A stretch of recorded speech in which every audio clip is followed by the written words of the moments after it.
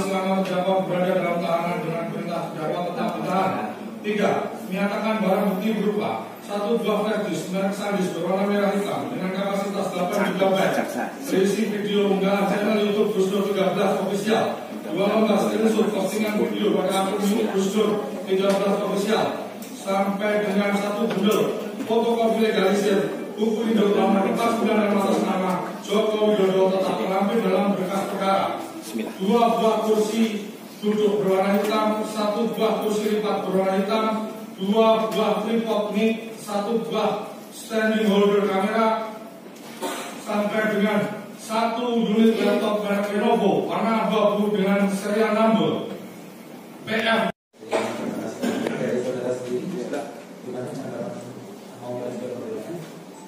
Baik, tanggapi pada mahsyar. Nanti kita di situ ketemu lagi. Disitulah pengadilan yang sebenarnya.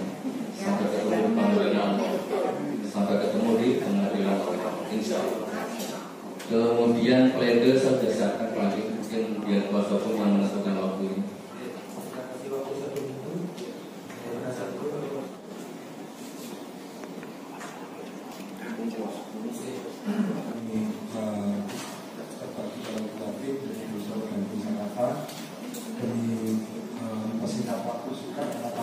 Dengan fisik yang sama untuk kita bahas.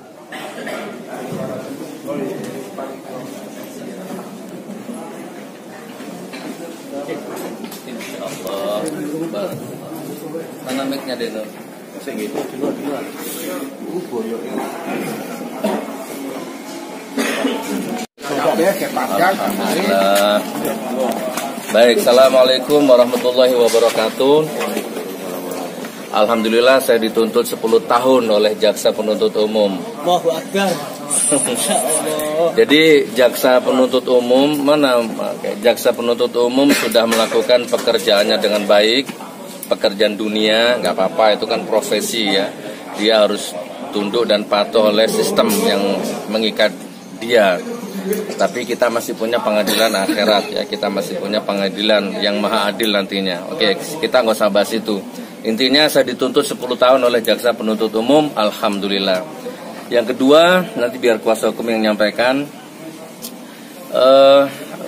Beberapa minggu yang lalu, sidang yang kemarin, saya ditanya sama JPO, Gus Nur, pendidikan terakhir apa? Saya jawab nggak lulus SD gitu kan. Entah itu jujur, entah itu sufistik, wallah alam, hanya saya yang tahu ya. Saya tidak lulus SD ya. Dan saya nggak nyangka ternyata itu digoreng ya sama media ya. Ternyata gara-gara saya jujur, digoreng sama media-media buzzer, bahwa seolah-olah saya ini nggak punya ijazah tapi ngurusi ijazah orang. Saya nggak punya ijazah, ngurusi ijazahnya Jokowi. Ini udah dipelintir kemana-mana. Dan alhamdulillah nggak apa-apa, memang pekerjaan buzzer begitu, nggak apa-apa. Anggap saja saya memberikan nafkah mereka lah ya. Kan produk ijazah palsu ini kan bukan saya punya, masa kalian tidak tahu kan? Ini kan Bambang Tri yang punya. Dia pernah nuntut perdata di Jakarta Pusat, ya kan? Dia yang nulis buku, yang observasi. Saya kan hanya seorang YouTuber yang ngundang narasumbernya, kan hanya itu intinya. Dan di persidangan juga begitu alur ceritanya. Nah, tapi ternyata tuntutannya sama ini dengan Bambang ini. Tapi intinya ingin saya sampaikan kepada Anda, saudaraku, saya ini bukan pejabat, walaupun saya nggak punya ijazah, walaupun saya nggak tamat, nggak akan ngancam negara, ya, nggak akan ngancam kedaulatan negara. Tidak akan ada satupun rakyat yang terancam masa depannya, perutnya, dapurnya, SPP anaknya gara-gara saya nggak punya ijazah. Dan insya Allah walaupun saya nggak punya ijazah, saya berusaha maksimal bermanfaat untuk rakyat Indonesia. Amin. Itu yang ingin saya sampaikan. Jadi intinya saya dituntut 10 tahun. Tinggal kita minta sama Allah bagaimana Allah nanti memutuskan lewat tangan hakim. Ada yang menarik teman-teman tadi, jaksa penuntut umum tadi menyampaikan kalau ijazahnya Pak Jokowi ini palsu, kenapa lawan-lawan politiknya dulu nggak mempermasalahkan? Itu menarik bagi saya. Ya begitulah dunia politik. Yang dulu lawan-lawan politiknya Pak Jokowi sudah ada jadi menteri semua, kaya raya semua, dapat jabatan semua, ya kan? Begitulah politik. Jadi itu nggak bisa dijadikan rujukan, ya. Dan sekarang ketika politik sudah berubah, dekati pemilu, sudah mulai ada yang meninggalkan, kan begitu politik. Oke, saya nggak usah bahas yang terlalu panjang. Yang kedua, menarik juga tadi, yang jadi rujukan adalah ahli bahasa Pak Duta siapa? Bahari. Duta Bahari. Pak Andika Duta Bahari. Tapi alhamdulillah, Pak Andika Duta Bahari ini juga pernah jadi saksi yang memberatkan Habib Bahar di Bandung. Tapi Allah berkehendak lain, Habib Bahar bisa bebas. Jadi ya teman-teman ya, intinya saya hanya YouTuber yang ngundang Bambang Tri, poin pertama. Dan saya bukan yang pertama. Sebelum saya ngundang Bambang Tri sudah viral duluan di depan wartawan begini. Sudah banyak YouTuber yang ngupload. Harusnya kalau hukum ditegakkan, sebelum saya undang, sudah terjadi itu proses hukum sebenarnya. Nah baru saya. Begitu saya, ada Refli Harun, ada Mbak Rahma Sarita, ada YouTuber yang lain yang memviralkan. Nah, tapi yang diincar, yang ditangkap hanya saya. Gak apa-apa. Semuanya Allah yang berkehendak. Barakallah. Cukup ya? Ke depan mungkin akan lanjutannya seperti itu.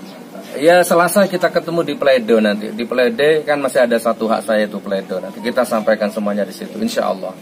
Ada yang mau disampaikan? Pak Kuasa Hukum, mungkin terkait dengan Pleido nanti. Tadi disampaikan jaksa penuntut umum bahwa tuntutan terhadap Gus Nur ini adalah 10 tahun, sama dengan Bambang Tri. Yang kita ketahui, mungkin teman-teman media juga kurang meliput, yang kurang exposure terhadap Gus Nur, bahwa beliau ini adalah seorang ulama. Entah terserah mau ngomong lulusan SD atau apa yang sekarang digoreng, tapi beliau ini dengan uang sendiri punya yang namanya pesantren di Poso. Di Palu.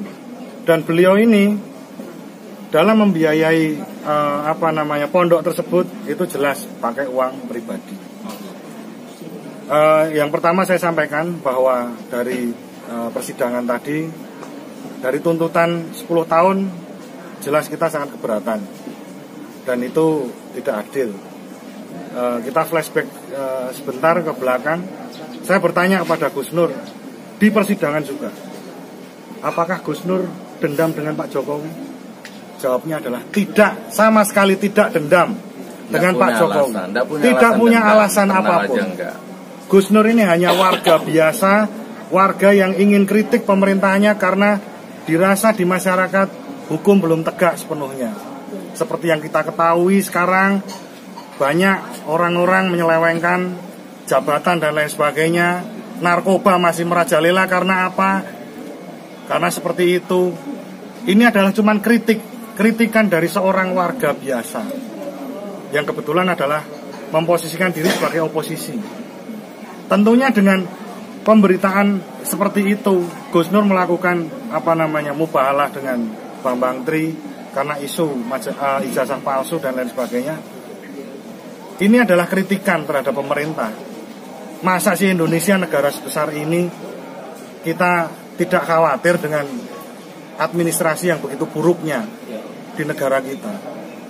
Gus Nur menyampaikannya adalah di YouTube. Jaksa penuntut umum menuntut bahwa Gus Nur ini menyebarkan keonaran. Keonaran yang mana yang disebarkan?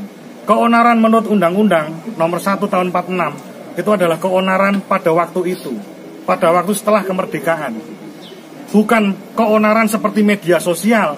Media sosial seperti teman-teman wartawan semua ketahui bahwa komentar dan lain sebagainya itu tidak real, tidak secara fisik.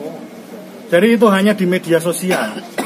Bukan terjadi keonaran betul-betul di masyarakat. Itu satu. Yang kedua, Gus Nur ini adalah seorang ulama yang sangat mencintai agamanya. Tapi kebetulan beliau ini adalah seorang oposisi.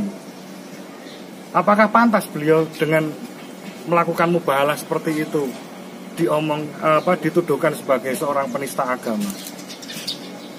Oke. Saya tanya seperti itu kepada teman-teman wartawan di sini supaya masyarakat paham bahwa seorang yang mencintai agamanya dituduh sebagai penista agama. Bagaimana dengan penista-penista agama yang betul-betul melakukan penistaan agama?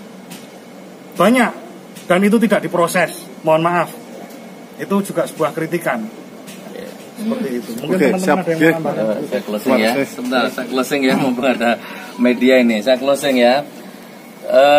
Kemarin ada demo apa itu yang ada posternya Sri Mulyani sama Pak Luhut dan itu kan itu juga demo besar-besaran itu nggak diproses ya. Sekarang saya dapat berita ada Gus Fuad Peleret itu juga lagi onar tuh nggak diproses. Kidung sunyiku lebih merdu daripada kumandang adzanmu. Itu juga nggak diproses. Itu penista agama itu. Teroris punya agama dan agamanya Islam. Dan sudah dilaporkan, nggak diproses, Abu Janda ya. Kemudian Allah itu bukan orang Arab, jadi ngaji itu nggak usah lah pakai langgam Jawa, hip hop apa boleh. Itu sudah dilaporkan dan jadi tersangka, tapi sampai sekarang nggak ditangkap, Adi Armando. Jadi gitulah teman-teman ya. Jadi seperti ini. Dan tadi beliau menyampaikan berkali-kali, saya mungkin oposisi. Catat teman-teman ya, saya oposisi yang merdeka, berdaulat. Saya belum disogok dan gak mau disogok oleh siapapun. Baik dulu sebelum pemilu sampai pasca pemilu sampai detik ini. Saya belum makan uangnya Prabowo sepeser pun. Gak makan uangnya Sandiaga Uno sepeser pun. Catat. Gak makan uangnya siapapun politikus. Enggak. Besarnya 100.000, kecilnya 1.000. Enggak. Artinya sama sekali. Jadi saya ini walaupun disebut oposisi, tapi saya bukan penjilat. Saya oposisi yang merdeka. Kan boleh ya. Karena saya juga cinta negeri ini. Insya Allah begitu.